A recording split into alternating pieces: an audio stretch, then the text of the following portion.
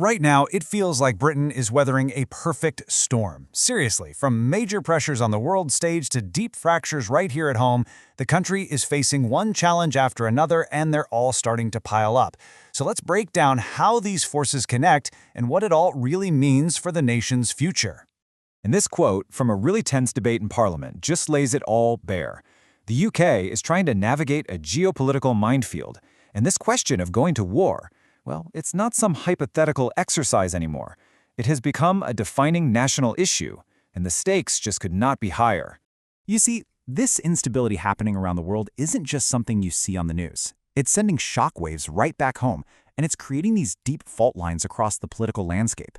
It's forcing some truly remarkable shifts in position. And you can see that divide so clearly right here. The Prime Minister took a pretty cautious stance, deciding against joining the initial US-Israeli offensive against Iran. But the opposition at first questioned this.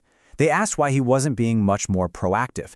This led the Prime Minister to fire back, accusing his opponents of making the mother of all U-turns on what is, let's be honest, the most critical decision a leader can ever make. And it's not just an internal debate, not by a long shot. Pressure is mounting from key allies too. I mean, this pretty sharp comment from the US president shows just how closely Britain's response is being watched and criticized on the global stage. It just adds a whole new layer of diplomatic strains to a situation that's already incredibly tense. Okay, so while the politicians are debating military action, how are the consequences of all this global instability actually being felt by people? For many, it's hitting them right where it hurts, in the wallet. Let's take a look at the economic shockwave. This is really where those international headlines start to become household realities. The conflict in the Middle East is sending financial tremors all the way across the UK, making the country especially vulnerable to things like rising inflation.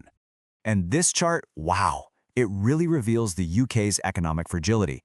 Since the war began, the cost for the British government to borrow money has shot up way more sharply than in other European nations or even the US. That puts immense pressure on the national budget and, makes managing the entire economy a whole lot harder. And that national pressure, it translates directly into real household pain. Just look at water bills. The average is projected to hit nearly £600 a year by 2030, and that's on top of an average £33 increase this past April, which came right after a really painful £123 jump last year. These are not abstract numbers. They are real, rising costs for everyone. But this feeling of pressure, it isn't just economic.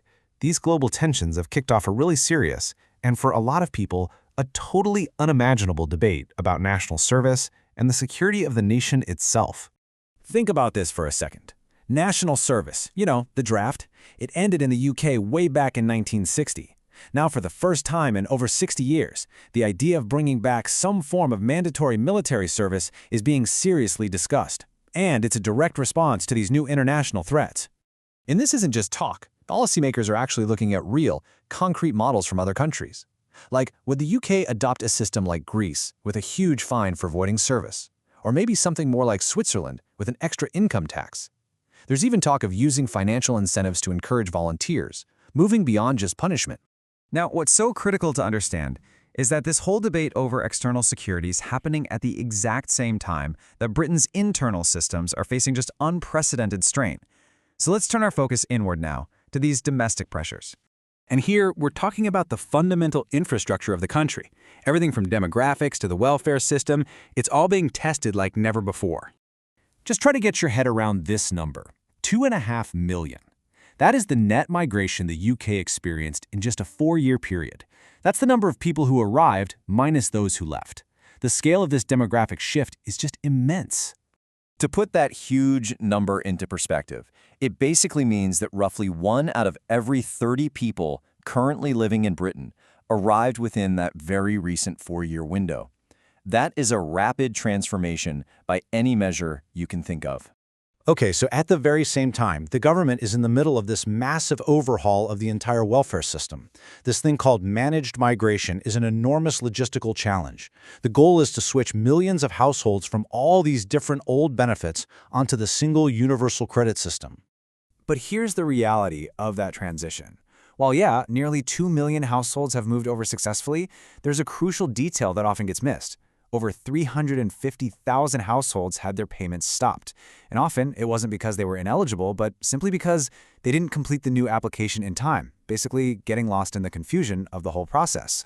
So when you start to put all these pieces together, the global, the economic, the social, it becomes crystal clear that the United Kingdom is at a really critical turning point, facing these immense challenges from pretty much every direction. So we've seen how a volatile war is fueling political division. We've seen how that instability is driving up costs and making the economy fragile. This, in turn, has sparked these unbelievable debates on national security, all while domestic systems like welfare and housing are already under enormous strain. You see, each pressure just feeds into the next. And that leaves us with the final, crucial question. Each of these pressures is a major challenge all on its own, but combined, they create this moment of profound uncertainty. The decisions that get made in the coming months, well, they're going to shape the country for a generation. So, with pressure mounting from all sides, what kind of Britain will emerge from this crucible?